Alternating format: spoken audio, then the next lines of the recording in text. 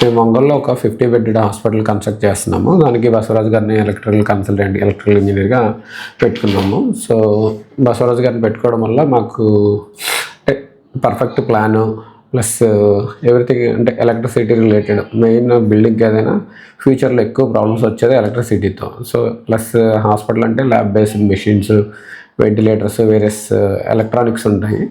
So వీటన్నిటికీ ఎలా design చేసుకోవాలి, plus even routine fans, lights, ACs అలాంటివి కూడా ఇండిపెండెంట్ అన్నీ ఇండివిజువల్గా సపరేట్ సిస్టమ్తో ఏదైనా రేపు ప్రాబ్లం వచ్చినా ఫ్యూచర్లో ఇండివిజువల్ ఈవెన్ ఎలక్ట్రీషియన్ కూడా రిపేర్ చేసే విధంగా అట్లా డిజైన్ చేసి ఇచ్చారు. ప్లస్ ఆయన ప్రతిదీ దేనికి ఎంత కావాలి అని చెప్పడం వల్ల కాస్ట్ కూడా వేరియస్ థింగ్స్ మనం తీసుకునేటప్పుడు కాస్ట్ ఎఫెక్ట్గా ఉండేటట్టు చేయడం అట్లా. సో ఫైనల్గా మొత్తం కంప్లీట్ అయిపోయిన తర్వాత ప్లాన్ మనకి చేతికి ఇస్తారు కాబట్టి ఆ బుక్ మాన్యువల్ మోనోగ్రామ్ అంతా ఉండడం వల్ల ఫ్యూచర్లో మనకి రిలైజేషన్ ఉంటుంది.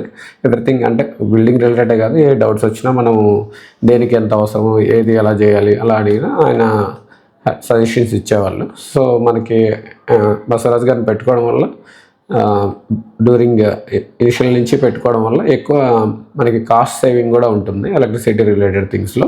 ప్లస్ ఫ్యూచర్లో ఎక్కువ ఈ షార్ట్ సర్క్యూట్స్ అవ్వడం కానీ లేదా వేరే ప్రాబ్లమ్స్ ఎలక్ట్రిసిటీ రిలేటెడ్ ప్రాబ్లమ్స్ రాకుండా ఉపయోగం ఉంటుంది.